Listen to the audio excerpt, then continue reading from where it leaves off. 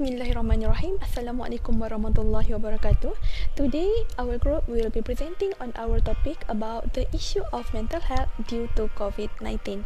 We are from group TQC1. Team members, I'm Syamiera binti Huzaimi. My booking number 1181641 and my team members will introduce themselves later. So, we look at the introduction. The outbreak of the novel coronavirus disease, or known as COVID-19, in China spread worldwide in December 2019, becoming an international emergency of major concern. Second, the aim of this research is about the issue of mental health. Conditions are expected to be the second most serious health problem afflicting nations after heart disease by 2020. In fact, the state with the highest ranking of mental health, which is Sabah, Sarawak, Kelantan, and Kuala Lumpur. Thirdly, the rise in depression has occurred, while stay-at-home orders, campus closures, and social distancing policies have caused major disruptions in daily life, the way people live, work, study, and so on. My name is SHUHADA bin RUSLAN 1181628. The justification for this topic is to tell people such as students, parents, our frontliner, and to everyone to take serious about mental illness health. We live in turbulent times and compacted by the COVID-19 pandemic. The issue of mental health is not only relevant but crucial. Over the 2 years of COVID, many people have faced serious challenge to their mental health. So this study will talk about this advantage if we do not care about our mental illness health. Bismillahirrahmanirrahim. I'm SITI ASMA binti SHABERI 1181620. For the target group, this research or directory is intended for everyone that interested with current issues regarding to the pandemic COVID-19. Other than that, it will provide awareness to certain categories of society in Malaysia, such as family members, educators, government, and company managers who are related to the those who suffer with the mental illness. Other than that, our target group is researchers in the Department Health who conduct a research on the state of mental health of the entire community in Malaysia. My part is student experience online learning.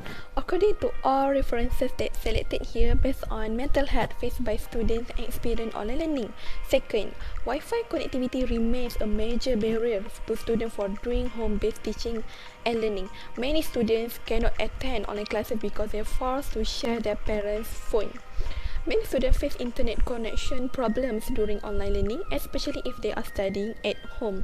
Thirdly, online learning encompasses a range of technologies such as Zoom meeting, Microsoft Teams, audio and video conferencing delivered over computer networks to impact education. There are psychological impact of online learning during pandemic for students if the network connection is slow during virtual class.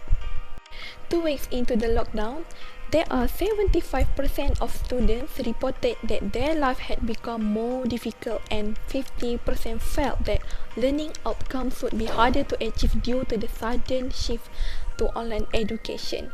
In conclusion, this subtopic analyzes about the problem that faced by students during online classes due pandemic COVID-19. That's all from me. I pass the next point to my friend. Thank you. Based on the sources on topic working from home experience during COVID-19, it explains about the meaning of working from home, the advantage and disadvantage, tips work from home, and also the challenging working from home experience during COVID-19. Work from home allows employees to have more flexible working hours while also making the job easier for employees. The advantage and disadvantage work from home. The advantage of work from home is work-life balance, improved work efficiency, and greater work control. The main disadvantages is home office constraints, work uncertainties, inadequate tools. The tips work from home. First is adjust your schedule to add more structure and predictability to your day, create a morning routine and be strict about it. Second is optimize your workspace for focus. This makes it easier to limit distraction and focus on work without having it seep into personal life. The next is, it also talks about how to work-life balance because of COVID-19. They are give some plan into new normal. Among them is to maintain routines, which is trying to keep the meals activity education with chart and working time. Besides that, create a weekly calendar that covers these routines at high level but change to consider your work blocks and other new responsibilities such as eating, work and childcare. The last one is talk about the challenging for parents working from home. Due to COVID-19, employers order workers to work from home. This is very inconvenience due to the unconducive surrounding condition as well as many distractions from various things. Home distraction, although home working remove the distraction that may occur in the office if a worker doesn't have a suitable, quiet, dedicated working space at home. They may get easily distracted by household noises or other members of their household. Next. So for the next point, which is business owners and workers. As what you can see, we have a different type of information facilities here, which is with book, newspapers, article, journal, websites, and magazine. So, our references selected in this section are related to the study of mental health faced by business owner and employees or workers.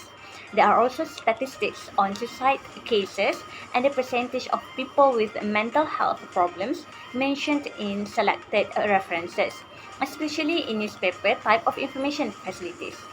And one of the very useful resources in this section is on the factors that cause business owners and employees to be depressed and eventually lead to mental health problems. The sources selected for our study were based on authentic sources such as statements from the Employment Insurance System (SIP), Deputy Minister of Human Resources, Insolvency Department of Malaysia (MDI), and our own Prime Minister, which is Datuk Seri Ismail Sabri Yaakob.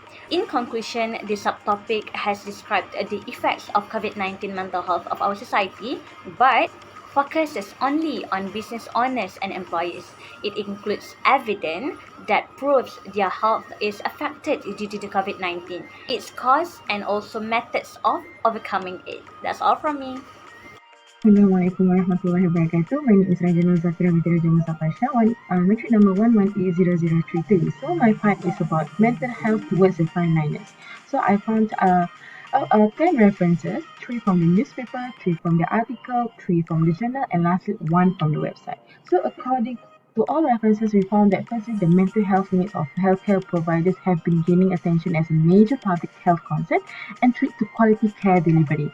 Healthcare professionals are exposed to multiple stress factors within their work, which may influence their physical, mental, emotional being in negative ways. Secondly, the mental health impacts of healthcare professionals during times of crisis and other challenging working conditions, again a backdrop of the current COVID-19 pandemic. Number 3, many essential workers continue to face a number of challenges, including the greater risk of contracting the coronavirus than other workers. Compared to the non-essential workers, essential workers are more likely to report symptoms of anxiety or depressive disorder, workplace related to bullying or lack of social support. Lastly, there are numerous factors contribute to elevated stress among the healthcare workers, including heavy workloads, long shifts, a high pace, lack of physical or psychological safety, chronicity of care, moral conflicts, perceived job security, and workplace-related bullying or lack of social support. Lastly, the conclusion, COVID-19 pandemic brings novel challenges to human beings, not only virus spread and disease mortality for risk groups, but also emotionally, behavioral, and psychological impact to the population. Measures to contain disease transmission, including quarantine, social isolation, and social distancing, may affect the population's behavior and may lead to psychological disorders. Several emotional and psychological conditions, including fear, anxiety, depression, and suicide ideation, are triggered by the pandemic itself, as well as by the adopted preventive measures. And also, we must have a special attention should be paid to vulnerable groups, both in regard to prevent harmful emotional repercussions of the pandemic, but also to provide the necessary assistance. And also, the health authorities and the government should strategize to alleviate the mental burden of COVID-19 pandemic by providing emotional support to the entire population, but particularly to the vulnerable individuals. That's all from us. Assalamualaikum warahmatullahi wabarakatuh.